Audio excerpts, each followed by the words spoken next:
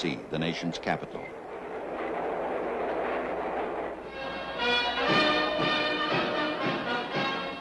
This will be the first meeting for President John F. Kennedy and Mrs. Kennedy with the man who played a leading role in the creation of African unity.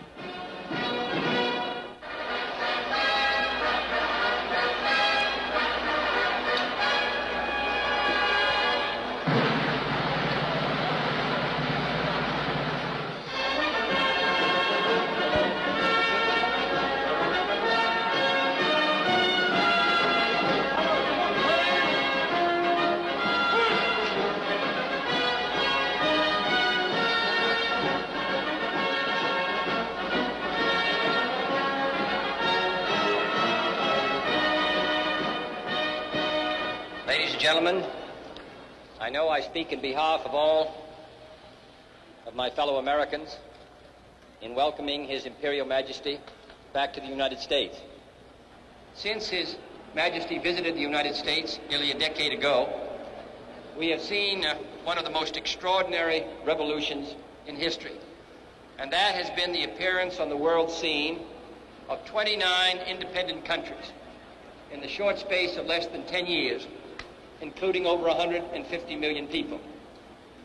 The conference recently held in His Majesty's capital served, I think, to bring together in a great cooperative movement the people of most of these countries.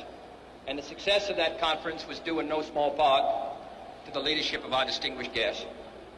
His efforts to move his country forward and provide a better life for its people, and his efforts throughout the world, which stretch back over 30 or 40 years. For all of this, Your Majesty, we take the greatest pride in welcoming you here. You do us honor, and I can assure you that there is no guest that we will receive in this country that will give a greater sense of livelier pride and satisfaction to the American people than your presence here today. Your Majesty, you're most welcome.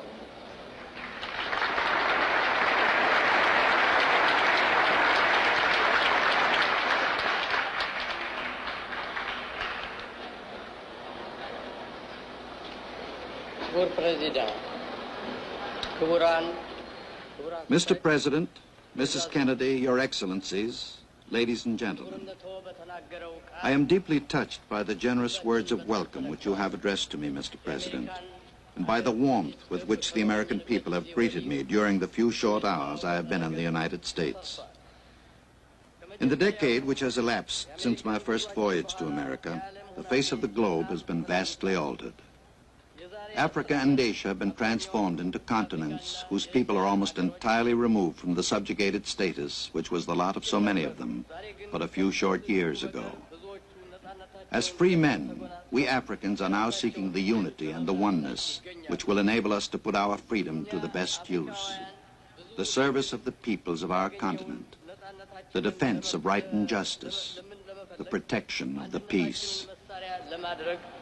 የህዝባችን ኑሮ ደረጃ ተሻሽሎ ድህነትና ድንቁርና ከዓለም እንዲወገድ ቁርጥ ሐሳብ አድርገናል።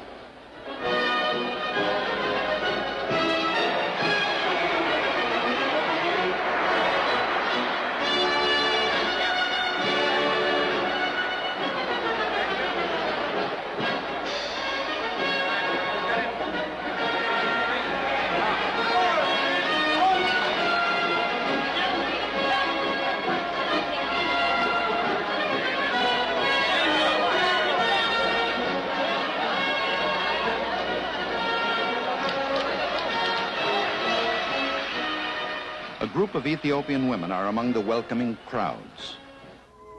The Emperor of Ethiopia has come to Washington to discuss important aspects of world peace and economic progress. He confers with President Kennedy on African problems and aspirations in these vital areas.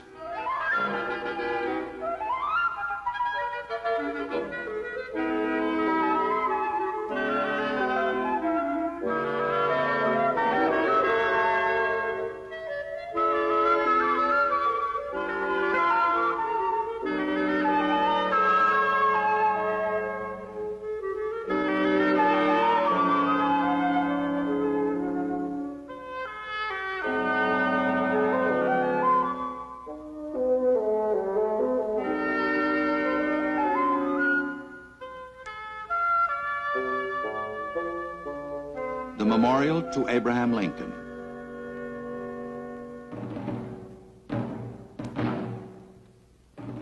The Emperor and his party arrive at the Lincoln Memorial to place a silver wreath in honor of the American president, who is an international symbol of unity and freedom.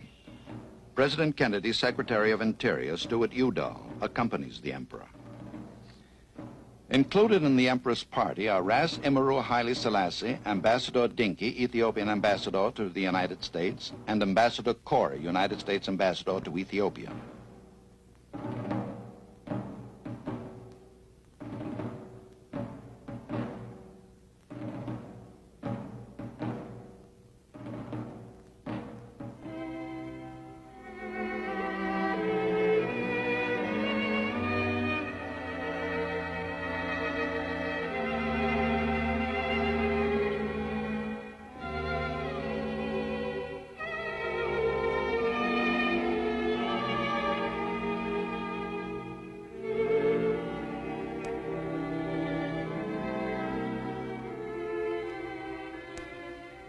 Mr. Udall reads from Abraham Lincoln's immortal Gettysburg Address.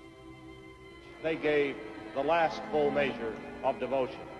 That we here highly resolve that these dead shall not have died in vain, that this nation under God shall have a new birth of freedom, and that government of the people, by the people, for the people, shall not perish from the earth.